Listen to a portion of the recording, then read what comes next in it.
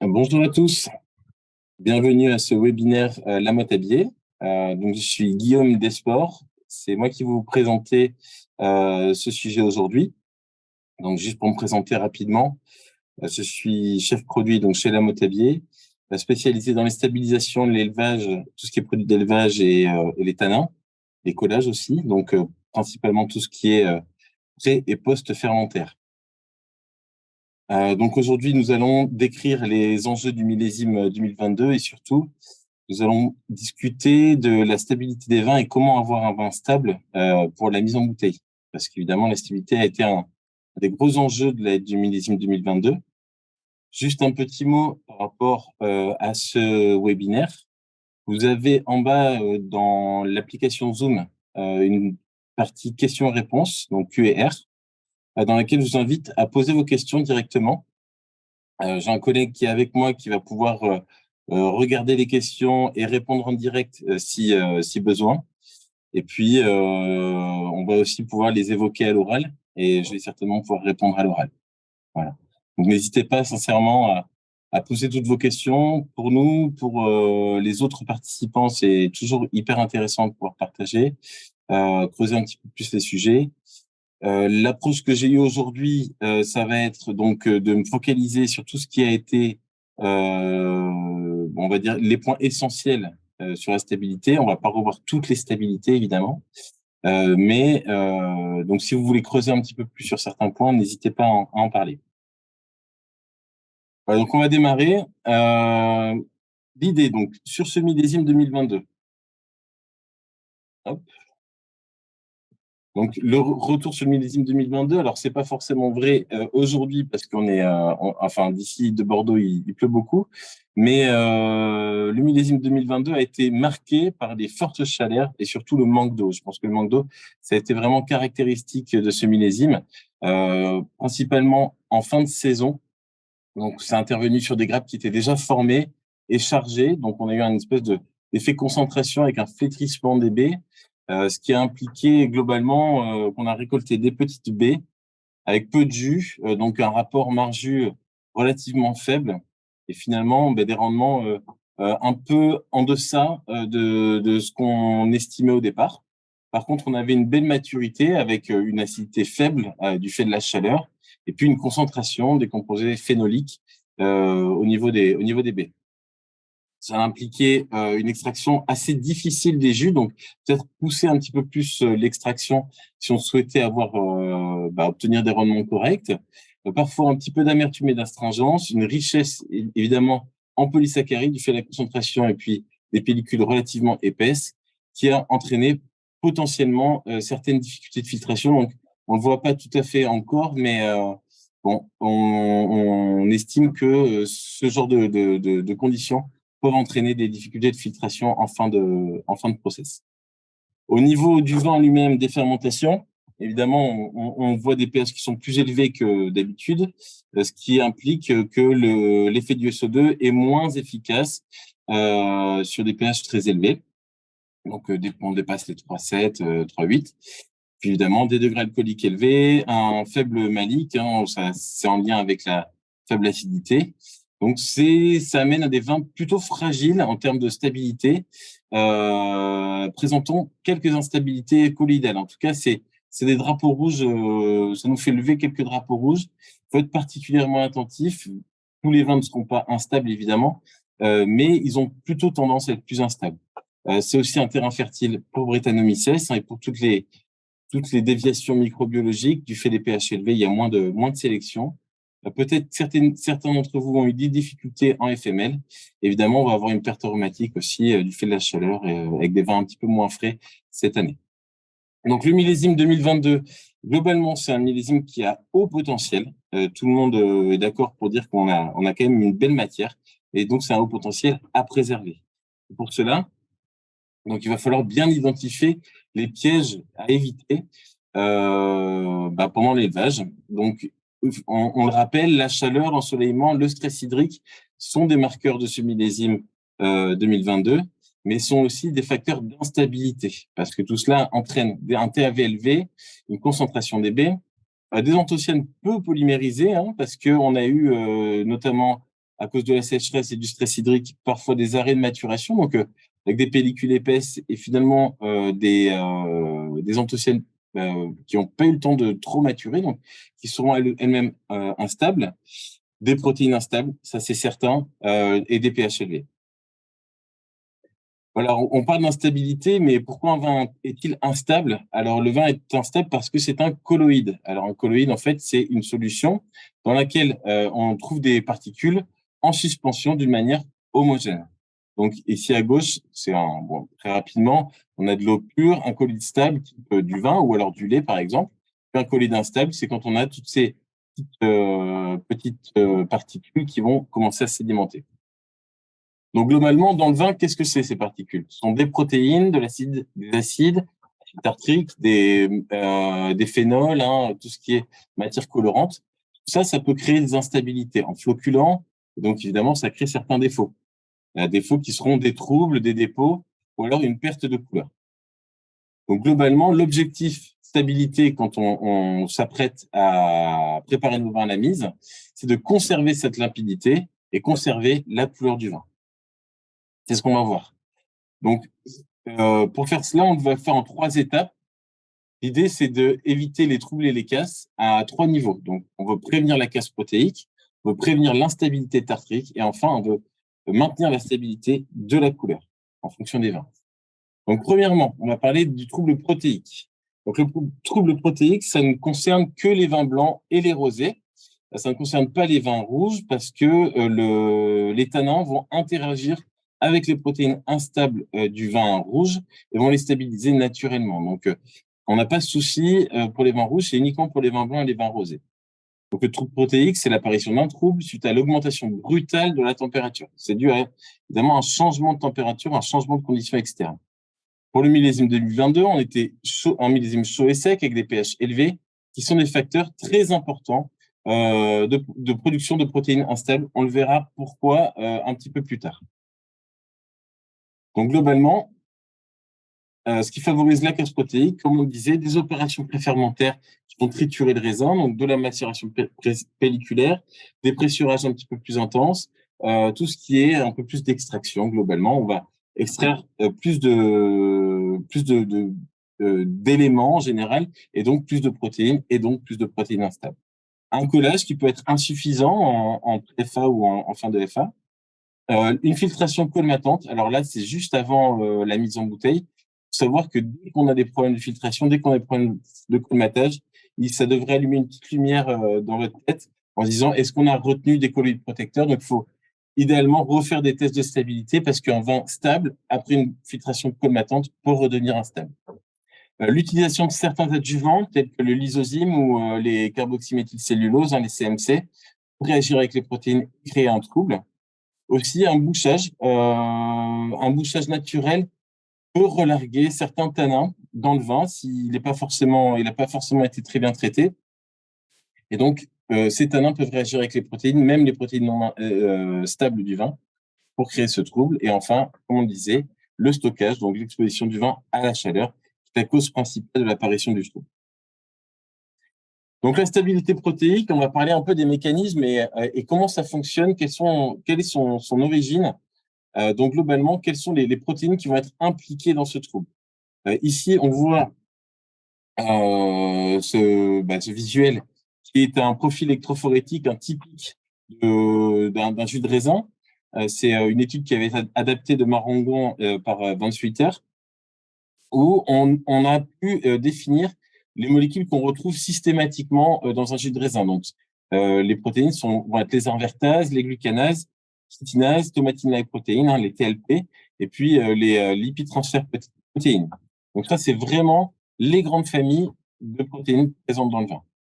Dans ces grandes familles-là, on peut distinguer les paires protéines, donc pathogenesis-related proteins, qui sont des protéines, des protéines de stress qui vont être produites sous l'effet de chaleur, d'éléments extérieurs, de stress hydrique ou d'attaques fongiques, par exemple, de mildiou ou de botrytis. Donc ça, généralement, elles vont être en plus grande quantité dans des conditions de stress, donc conditions 2022.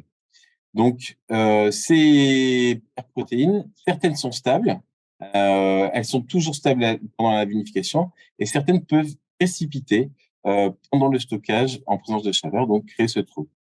C'est la principale cause du trouble, malgré une faible quantité retrouvée dans les vins, donc qui est généralement inférieure à 200 mg par litre. Donc, à l'intérieur de cette famille des PR-protéines, on va surtout distinguer deux familles qu'on va systématiquement retrouver dans tous les troubles, qui sont les chitinases et les TLP, les thrombin-like proteins. Donc, on va aller un petit peu plus loin en les décrivant. Donc, les chitinases, elles, c'est vraiment la principale protéine impliquée dans le trouble. C'est elle qui peut se lier aux flavonoïdes et donc aux quercétines et aux catéchines pour créer justement de la réticulation et voir ce trouble apparaître. Ensuite, on a les TLP, chromatin-like proteins, qui elles aussi se retrouvent dans le trouble, mais pas toutes les TLP sont nécessaires à la formation du trouble. En effet, premièrement, Falconer avait montré que ces molécules peuvent se déployer, mais aussi se replier d'une manière normale. Donc, c'est un trouble qui peut être réversible quand on revient à une température normale. Pour les TLP, je le précise, certaines. Et Gazzola aussi avait montré que certaines familles, notamment les D et H TLP, ne sont pas impliquées dans le trouble. Là où d'autres, les C et les I, c'est elles qui font les complexes protéines polyphénols. Voilà, donc chitinase et TLP, principale source du trouble. Donc, comment ça fonctionne, ce trouble? Bien, sous l'effet de la chaleur, on va avoir un déploiement des protéines en plusieurs étapes. Donc, les protéines stables, elles vont pouvoir se déployer et se replier sur elles-mêmes, il n'y a pas de souci. Là, ça, c'est ce qu'on appelle les protéines stables. Les protéines instables, elles vont se déployer et par contre, quand elles vont se replier, en fait, il y aura une auto-agrégation des protéines, vont se replier d'une manière complètement hétérogène. En plus de ça, elles vont se replier en présence de sulfate et de sel, vont faire ce qu'on appelle le cross-linking, donc créer des agrégats, une réticulation, et donc ce trouble va apparaître visuel parce qu'évidemment, ça capte un petit peu plus de lumière. Voilà, donc aujourd'hui, comment on peut tester la sensibilité de son vin à l'instabilité protéique? Donc, c'est le test à la chaleur. Un test qui est très simple, qui est connu de tous, mais par contre, c'est un test qui demande de la précision, parce qu'aujourd'hui, il est un petit peu remis en cause par différentes études. Ça reste aujourd'hui le test de référence qui va montrer, on va dire, l'ensemble des protéines instables. Évidemment, il y a d'autres tests qui vont faire déployer, replier certaines protéines avec plus de temps, plus de durée, plus ou moins de chaleur, mais peut-être qu'on va pas forcément, comment dire, déployer toutes les types de protéines. Donc c'est pour ça aussi que c'est important de bien respecter le protocole de ce test-là, qui est tout simple. Premièrement, avoir un vin qui est déjà un peu préfiltré dans ces échantillons. Donc, avoir des échantillons qui sont à moins de 2 NTU. Ensuite, chauffer le vin 30 minutes à 80 degrés. Et surtout, laisser refroidir 45 minutes à température ambiante. Donc, ne pas le mettre sous l'eau froide, par exemple, pour accélérer le refroidissement. Donc, tout ça, on va mesurer donc une turbidité 2 et le delta NTU nous donnera le résultat. Si on a un delta qui est inférieur à 2, c'est qu'on a un vin stable. S'il est supérieur, évidemment, on va devoir traiter notre vin. Donc, ce que je disais, un temps plus long, une chauffe plus élevée ou moins élevée, ou un temps plus court, ou un refroidissement plus rapide, va amener à surestimer ou sous-estimer la quantité, en tout cas l'instabilité de notre vin. Il y a aussi des tests qui avaient été faits, préconisés avec des tanins, par exemple. Alors, avec les tanins, on surestime énormément les protéines instables et l'instabilité de notre vin, parce que là, on va tester toutes les protéines. Et comme on le disait avant, toutes les protéines ne sont pas nécessairement instables. Donc voilà, c'est globalement, c'est bien de respecter ce protocole-là. Alors, comment on va traiter notre vin? Le traitement à la bentonite, c'est aujourd'hui le moyen le plus courant de la prévention de la casse protéique. Il existe aujourd'hui maintenant d'autres solutions avec notamment des protéases couplées avec de la thermovinif, avec de la thermo, pardon, mais c'est encore très lourd à mettre en place. Et donc 99,9% des praticiens aujourd'hui utilisent la bentonite. Retour sur les bentonites, il y a deux types de bentonites qu'on va retrouver dans la nature, les bentonites classiques et les bentonites sodiques. Donc les bentoniques, la bentonite va créer des feuillets comme ça, et l'espace entre ces feuillets va venir capter des protéines. Donc ces deux types de bentonites vont se distinguer. Donc la calcique par le fait qu'elle soit riche en ion calcium. Donc en fait, il y aura un espace assez faible entre les feuillets créés par cette bentonite. Donc, il y aura pour effet d'un tassement et d'un gonflement un gonflement faible, pardon, et un tassement fort. Mais par contre, l'espace va pas être assez grand pour capter la majorité des protéines. Donc, l'effet déprotéinisant sur les bentonites calciques va être très faible. À l'inverse, sur les bentonites sodiques, donc très riches en sodium, l'espace va être très grand, donc 10 fois plus grand. En vrai, ça va de 10 à 100 angstroms. Et là, l'espace va être suffisant pour capter la plupart, vraiment la plus grande part des bentonites des protéines, pardon. À l'inverse, le taux de gonflement est bien plus élevé, c'est-à-dire que le taux de Li va être un peu plus élevé. C'est ce qu'on voit là. Les calciques, meilleur compactage, faible volume de Li. Les sodiques, un fort taux de gonflement, pardon, et une meilleure absorption des protéines. Alors, ce qu'il faut savoir, c'est que qu'on choisisse calcique ou sodique, même dans les sodiques, toutes les bentonites ne se valent pas. Alors, elles vont être plus ou moins réactives avec les protéines, mais surtout plus ou moins actives à certains niveaux de pH. Voilà, il faut savoir que la teneur en protéines thermo-instables dans le vin, donc comme on le disait, augmente au cours de la maturation. Donc, quand on a une surmaturation ou un millésime qui est mûr, fatalement, on aura plus de protéines thermo-instables. Donc, il faut être plus attentif à ce sujet-là. Aussi, plus le pH est élevé et plus la dose de bentonite nécessaire à la stabilisation du vin augmente. Pourquoi? Parce que la charge des protéines, elle, s'inverse, diminue jusqu'à pH 4 pour s'inverser au-delà de pH 4. Donc, généralement, plus on se rapproche du pH 4 et plus la charge va être faible des protéines et donc plus la réactivité avec la bentonite sera faible. Donc, globalement, quand on parle d'un pH élevé, il faut essayer de viser des bentonites particulièrement réactifs. Donc là, c'est un petit exemple sur un même vin de Sauvignon blanc qu'on a voulu stabiliser protéiquement à différents niveaux de pH. À pH 3, il fallait 50 grammes hecto de bento. À pH 4, il fallait 100 grammes hecto. Pardon. Donc, ça va être vraiment du simple au double. C'est là où le test à la chaleur est impératif pour bien définir. Si on a l'habitude de mettre 50 tous les ans, et ben là, sur une année comme 2022, si on reste à 50, ben on sait on va pas être bien déprotéinisé notre sang. Voilà, donc la stabilité protéique, comme je disais, c'est important de bien choisir sa bentonite. Ici, c'est un petit exemple de notre produit Bentosol Protect chez Lamotabier. On a comparé avec d'autres bentonites du marché, donc bentonite sodique 1 et 2, et puis une bentonite calcique. On voit le taux de compaction, le pourcentage de Li, qui peut vraiment varier fortement. Alors, on voit évidemment la bentonite classique, c'est très faible, mais Bentosol Protect, elle a été particulièrement sélectionnée pour sa capacité à faire peu de Li par rapport à une bentonite classique. Ensuite, par rapport à l'efficacité, ici, on a comparé, même chose, des bentonites du commerce avec de la bentonite sodique et de la bentonite calcique, pH 3 et pH 4. Donc là, on le voit à pH 3,4, il n'y a pas forcément de différence, parce que évidemment, comme on le voyait, c'est bien réactif. Tout va bien, il n'y a pas de souci. Dès qu'on va à pH 4, eh bien, on voit que, en fonction de la bentonite sodique, on peut aller du simple au double. Sur le Protect, on était à 60 grammes hecto pour stabiliser protéiquement, alors que la bentonite qu'on avait utilisée, concurrente, était à 120 grammes hecto.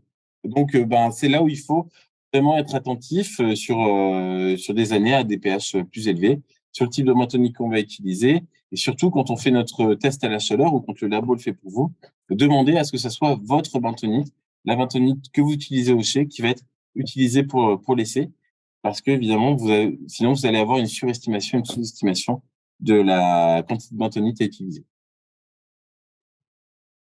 Voilà, donc Bentosol Protect, juste pour faire un petit point rapide, donc elle est microgranulée, elle a un fort pouvoir déprotéinisant et surtout elle agit à un large spectre de pH, donc c'est l'outil qu'on recommande pour cette année, ce millésime 2022. Maintenant, passons à l'instabilité tartrique. Alors, l'instabilité tartrique, on repart sur le contexte avec c'est une formation de cristaux en dessous d'une température limite, hein, température de solubilisation. Alors, quels vins sont concernés? Tous, évidemment, mais les vins rouges, blancs et rosés, mais aussi surtout les vins jeunes, les vins blancs et les vins effervescents, évidemment, qui peuvent, parce que les cristaux sont des points de nucléation, donc qui peuvent provoquer du gerbage. Donc, les facteurs favorisant la précipitation, c'est un peu toujours les mêmes facteurs quand on parle de phénomènes colloïdaux, hein. Donc, le pH, les changements brutaux de température, exposition au froid, donc les changements extérieurs, une filtration colmatante, on l'a vu avant, mais aussi l'instabilité de la matière colorante.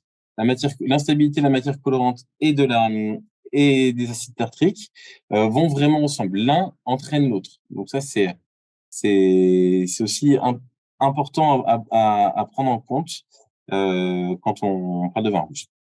Juste une petite parenthèse sur le trouble calcique, parce que de plus en plus, on a des questions par rapport au trouble calcique. Généralement, on considère que on peut avoir un risque sur le trouble calcique à partir de 60-80 mg de calcium en concentration dans son vin. Aujourd'hui, il n'y a pas de traitement miracle pour stabiliser le trouble calcique. Le plus recommandé, en tout cas, c'est l'utilisation de l'acide tartrique racémique, hein, des sels doubles qui vont à la fois en stabilisation à froid fixer les tartrates et les sels de tartre et les sels de calcium. Il y a aussi le tartrate de calcium en addition stabilisation à froid. L'électrodialyse, qui est pour ma part, je pense, le plus efficace, mais ça demande de l'équipement et puis évidemment, il y a un impact sur le vin. Et enfin, à savoir que l'acide métatartrique a un impact aussi partiel, un effet partiel sur le trouble calcique, mais l'acide métatartrique aussi a tendance à s'hydrolyser avec le temps et avec la température. Donc c'est une solution, mais qui est une solution partielle. Aujourd'hui, donc, comme je vous disais, c'est une question qui se pose de plus en plus. Donc, il y a beaucoup d'études qui sont faites sur le trouble calcique. Ça reste, on n'a pas encore de solution miracle. Revenons sur la stabilité tartrique. L'acide tartrique, donc, comme je vous disais, se trouve en équilibre dans le vin, sous forme de sels d'acide tartrique. Donc, il y a différents sels, hein, l'hydrogène de potassium, les sels doubles, le tartrate neutre, de calcium, de potassium. Globalement, ce qui se passe, c'est quand on passe dans des conditions d'insolubilité, donc si la concentration est trop élevée à une température donnée, démarre une nucléation, et ensuite un grossissement des germes. Donc ça se fait généralement en deux phases, hein. On va dire une création des cristaux, et puis ensuite une cristallisation, une croissance, finalement une précipitation. Donc voilà, alors comment on peut faire pour améliorer la stabilité tartrique d'un vin? Globalement, on définit la stabilité tartrique par cette zone-là, hein, la zone de sursaturation, entre le moment où il est en solution et le moment où il va commencer à précipiter. Donc cette courbe de sursaturation, elle est définie à la fois par plein de facteurs, mais surtout par la température et par le TAV. Donc ça, si on veut les modifier dans une bouteille, c'est impossible, hein, parce qu'on va pas forcément contrôler la température de stockage chez les distributeurs ou chez le particulier. Et puis évidemment, on peut pas toucher au TAV. Donc, ce qu'on va essayer de faire, c'est de diminuer le seuil de cristallisation en élargissant dans ce domaine de sursaturation. Alors, il y a plein de façons de faire, hein. Évidemment, il y a l'utilisation de carboxyméthylcellulose, il y a l'utilisation d'acide métatartrique. Mais aujourd'hui, on va se focaliser sur les manoprotéines. Parce qu'on parle plus généralement, hein, on parle aussi des vins rouges. Et puis, moi, ce que j'aime bien dans les manoprotéines, c'est à la fois leur côté endogène avec le vin, c'est un sous-produit de l'autolyse des levures. Et puis surtout, c'est un produit qui va être stable dans le temps et qui va pas forcément être influencé par le pH. Donc, je pense que pour 2022, un millésime 2022 qui en plus est faible en acidité, les manoprotéines sont vraiment l'outil en tout cas le plus intéressant à utiliser sur les vins avant mise en bouteille. Donc, les manoprotéines vont participer à l'inhibition de la cristallisation, hein. Effet protecteur en abaissant la température de cristallisation. Les avantages, comme je le disais, l'utilisation sur tous les types de vin, blanc, rosé et rouge, la préservation des qualités organoleptiques. Aussi, ça a tendance à un peu retendre les profils, à soutenir un peu le fruité. Et puis, la stabilisation de la couleur. Donc, il y a un double effet, couleur et tartrique. Enfin, par rapport à tout ce qui est méthode soustractive, type électrodialyse ou stabilisation à froid, il n'y a pas de consommation d'énergie. Donc, nous, le produit qu'on recommande chez La Motadier, c'est les manoprotéines type Stabka. Donc, il faut savoir qu'il y a dans l'univers des manoprotéines, il y a tout un tas de différentes manoprotéines disponibles. Et donc, Stabka est fait uniquement de manoprotéines stabilisantes. Donc, on a spécifiquement sélectionné les manoprotéines les plus stabilisantes pour faire Stabka. Donc, elles sont en solution. Il y a d'autres types de manoprotéines qui sont enrobantes, qu'on va utiliser dans plein d'autres produits. Mais Stabka, c'est vraiment plutôt stabilisante, même si, évidemment, il y a un effet sur l'organoleptique. Donc là, c'est quelques tests, hein, quelques petits essais qu'on avait menés. Premièrement, sur un vin blanc 2018 qui avait fait un élevage court, hein, de moins de 6 mois. Ici, le degré d'instabilité trique qui avait été mesuré avec le Stabilab relativement élevé, autour de 20%. Donc, c'était assez instable. Et ici, on voit que 15 centilitres hecto de Stabka, de manoprotéines stabilisantes, avaient permis de stabiliser le vin, et cela sans impacter la filtrabilité, donc qui était à 2 ici au CFA-là, était à 1 après ajout de Stabka. Donc, c'est aussi important de savoir que c'est un produit qu'on peut utiliser vraiment jusqu'en la veille de la mise, même à la mise, ça n'impactera pas la filtrabilité du vin. Donc là, on le voit, hein, visuellement, on avait ici donc des petits cristaux et un vin qui est stable à droite avec l'utilisation de Stabka. Simplement, petite parenthèse, le test de cristallisation, le test au froid pour la stabilisation des vins blancs, enfin non, des stabilisations tartriques, c'est 6 jours à moins 5 degrés. Voilà, donc deuxième essai, là, par contre, c'était sur un vin rouge. Degré d'instabilité tartrique au Stabilab est assez faible, hein, donc à 7%. Donc, c'est modérément instable. C'est pas trop dérangeant, on va dire. Pardon. Cependant, là aussi, 15 centilitres hecto de Stabka ont permis de stabiliser à la fois l'aspect tartrique, mais aussi et surtout l'aspect matière colorante. Donc, comme je vous le disais, l'instabilité tartrique entraîne une instabilité de la matière colorante. Donc, c'est surtout ça le souci pour les vins rouges, c'est cette perte de couleur. Donc là, on voit bien, on l'a vu après filtration, hein, sur membrane à 0,65, on voit que par rapport au témoin, on a bien moins perdu en matière colorante. Donc ça, c'est toujours intéressant. Et tout cela sans impacter la filtrabilité. Donc ça aussi, c'est extrêmement important. Savoir. Enfin, c'est une question que j'avais eue récemment et c'est vrai que c'est quelque chose d'important pour les manoprotéines et notamment pour un vin qui est, on va dire, à fort potentiel 2022. Est-ce que les manoprotéines sont stables dans le temps? Est-ce que cette stabilité tartrique, cette stabilité de la couleur se maintient dans le temps? En fait, on avait fait un petit dosage sur des vins du Nord et du Sud Médoc de 2007. On avait attendu 2 ans pour refaire un test, voir si c'était stable ou pas. On avait fait simplement une petite filtration sur filtre lâche. Et en effet, on avait vu que les vins traités au Stabka, eux, n'avaient pas bougé. Par rapport aux vins non traités, lui présentait une forte instabilité. Ici, plutôt instabilité tartrique. On voit sur le vin du Sud Médoc, ici, on a aussi perdu énormément de couleurs. Donc, il y a aussi ça. Si on cherche à s'inscrire un peu dans le temps, les manoprotéines, c'est vraiment l'outil le plus intéressant par rapport à l'acide méthylique pour les vins rouges. Enfin, dernière stabilité à prendre en compte cette année, donc c'est la stabilité de la couleur et le maintien de cette stabilité. Donc, une fois de plus, hein, l'instabilité de la matière colorante, elle ressemble beaucoup à l'instabilité de la matière, pardon, de l'instabilité tartrique. Donc, qu'est-ce que c'est? C'est la précipitation de la couleur non stabilisée. Non stabilisée. Tout ce qui n'a pas été stabilisé pendant les opérations fermentaires, ou l'élevage peut sédimenter. Donc là, c'est aussi dû à des facteurs extérieurs, donc des changements de température, mais aussi la précipitation thermique. Le gros problème, c'est à la fois un aspect visuel au consommateur, mais aussi une perte de couleur.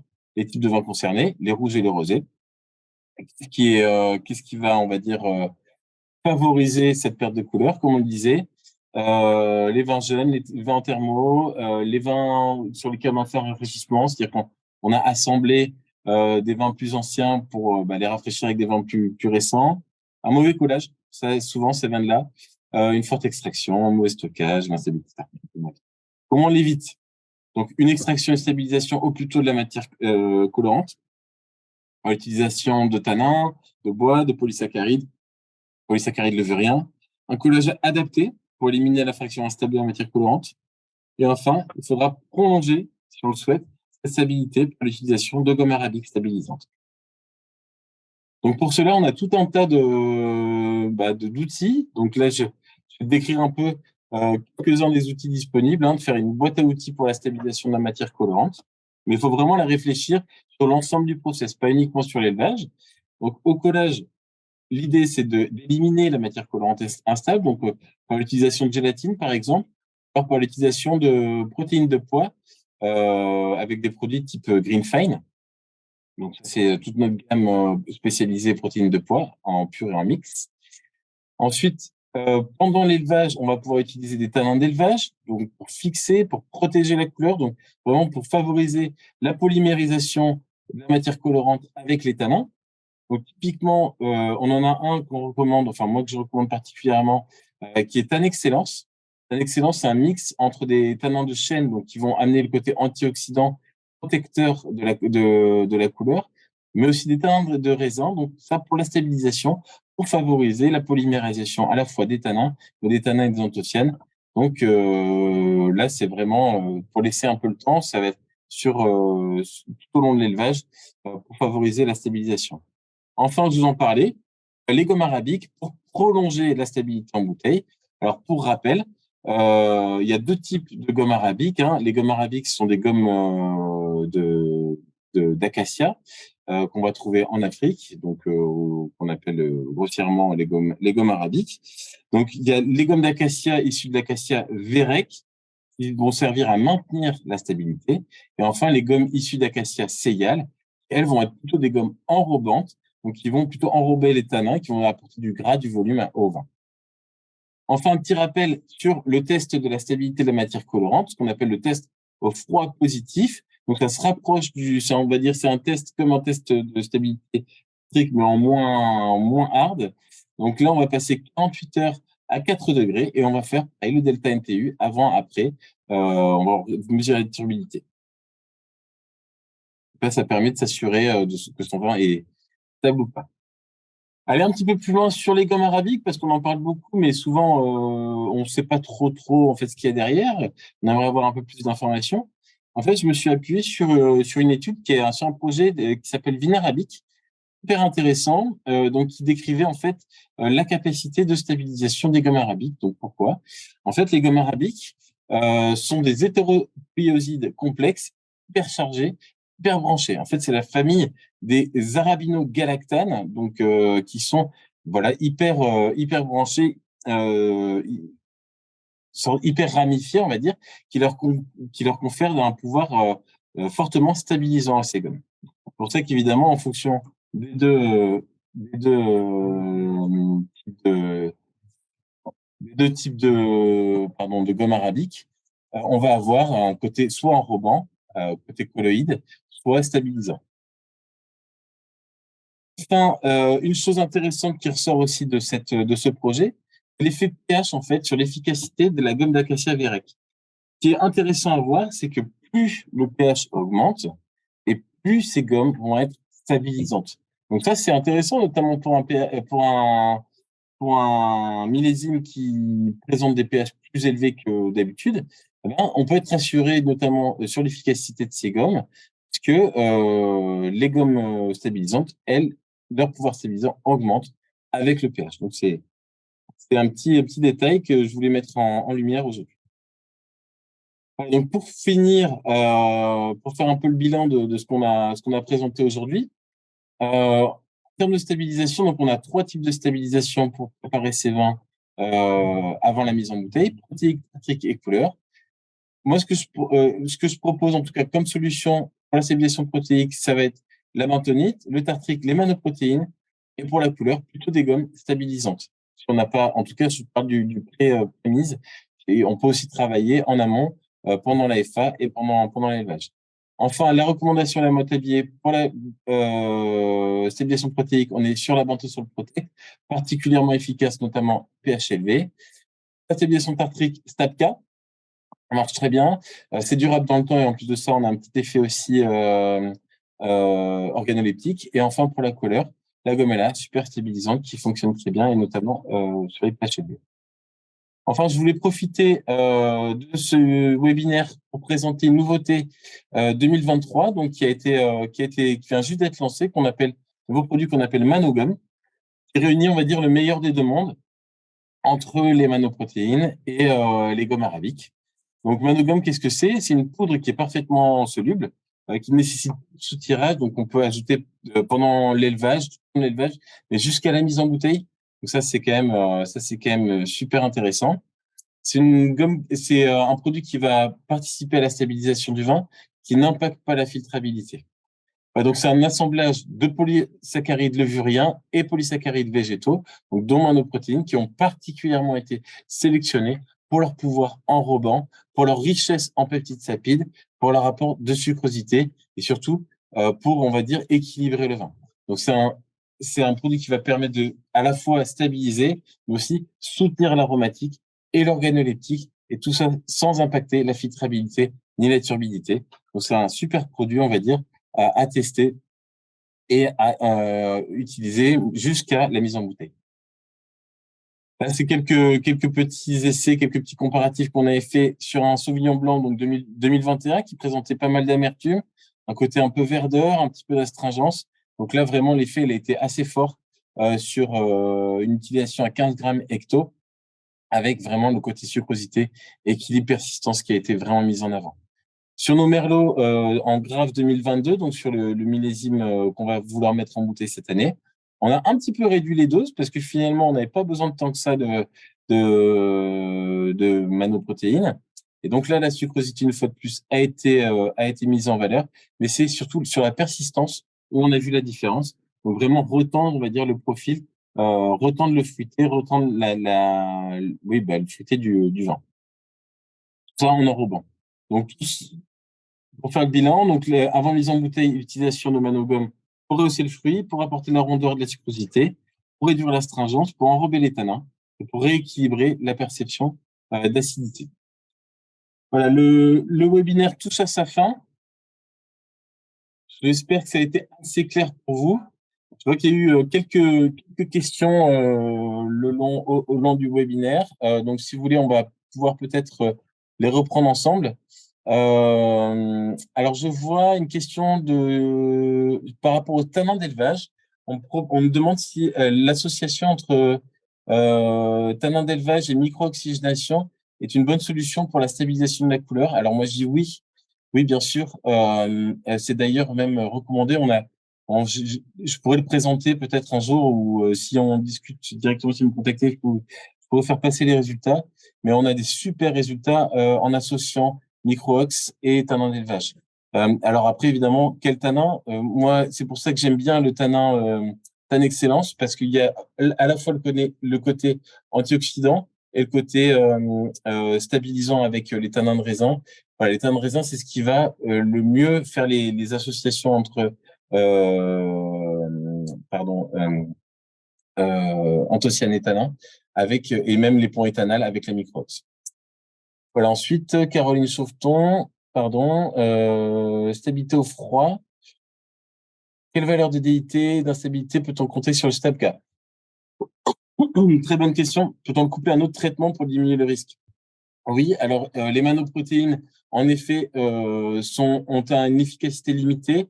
Moi, je dirais qu'à partir d'un DIT au-delà de 15-18, là, on commence à être à la limite de stabilité pour les manoprotéines et pour STAPK. Donc là, oui, l'idée, c'est de le coupler avec une stabilisation froid.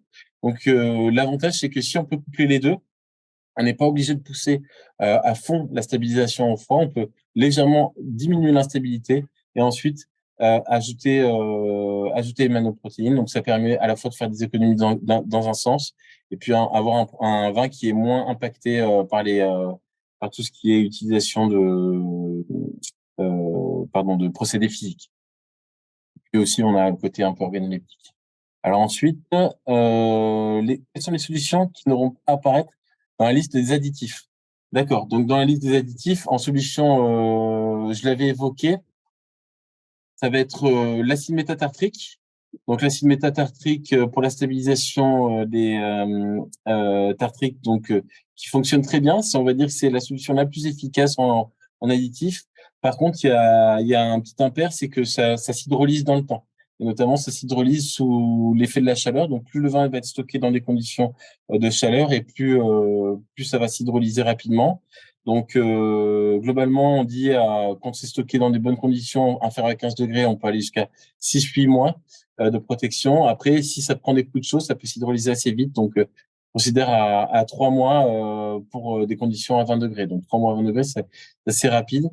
Donc, généralement, l'acide métatartrique, ça s'utilise sur des vins à rotation rapide.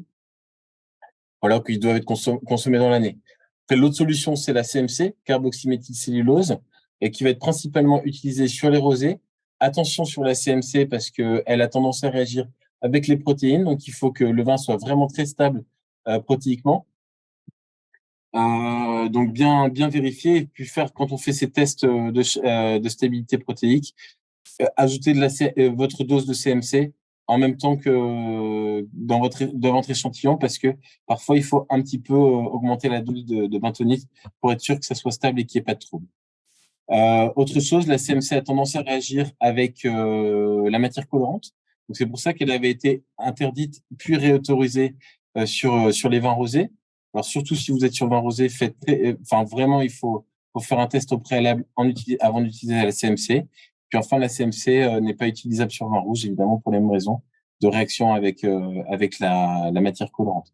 Aujourd'hui, je me suis focalisé sur les manoprotéines, encore une fois, parce qu'on est sur un millésime avec une exactité assez faible, malgré des TAV plus élevés.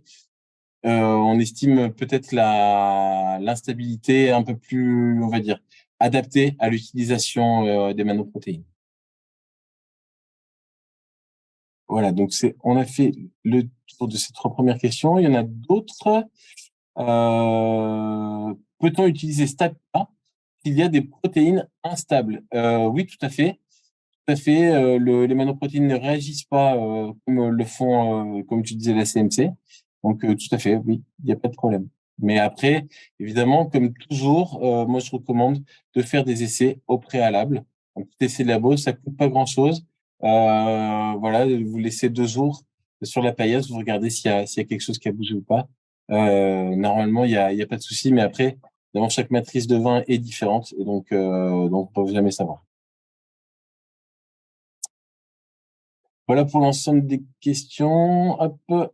Alors, j'ai une autre question sur Manogom. Ok, on a eu, c'est simplement un petit témoignage. Alors, Caroline, on voit pas votre témoignage parce que sur question-réponse, c'est uniquement pour le présentateur. Mais merci en tout cas en disant que Manogom, c'est aussi sur les vins sucrés. On a des tests assez positifs sur un moelleux et un peu mou en 2022. Donc, ça a permis d'ajuster le profil d'une manière très bonne. Merci beaucoup, Caroline, pour votre témoignage. Alors ensuite, finalement, où en est le dossier des protéases pour la stabilité protéique? Alors, où en est le dossier? Les protéases existent, hein, elles sont identifiées. Par contre, les études aujourd'hui poussent vers des protéases qui sont actives à une température raisonnable. Aujourd'hui, en fait, on se rend compte que pour activer ces protéases, donc qui sont des enzymes, hein, il faut chauffer le vin. Donc, il faut chauffer le vin à des températures assez élevées, aux alentours de 70 degrés. Donc, il faut le chauffer et le refroidir très vite avec des outils performants pour à la fois donc maximiser on va dire l'activité de ces protéases et puis évidemment pas trop impacter le vin. Donc leur utilisation aujourd'hui elle est possible, mais il faut savoir s'équiper et puis même avec ça on se rend compte que parfois ça nécessite encore une petite dose de bantho pour être sûr de bien stabiliser. Alors les études aujourd'hui continuent dans l'optique, c'est justement de trouver un moyen d'utiliser ces protéases dans des températures normales, voilà, sans impacter le vent. Voilà, si vous avez d'autres questions, c'est le moment. Sinon, je vous invite donc à revenir sur notre site internet La Motte à Biais, là où nous allons mettre en ligne donc ce webinaire dans la semaine principalement. Après, vous pouvez contacter directement soit moi, soit mes collègues du service technique chez La Motte à Biais. Nous serons ravis de vous faire passer des résultats d'essai, un peu plus de données et puis parler un petit peu plus avec vous si vous avez des questions en particulier sur votre processus à vous. Voilà, on est toujours ouvert pour partager, donc n'hésitez pas. Je vous souhaite une excellente journée et j'espère que ce webinaire vous a été utile et je vous souhaite de très bonnes mises en bouteille aussi. À bientôt. Au revoir.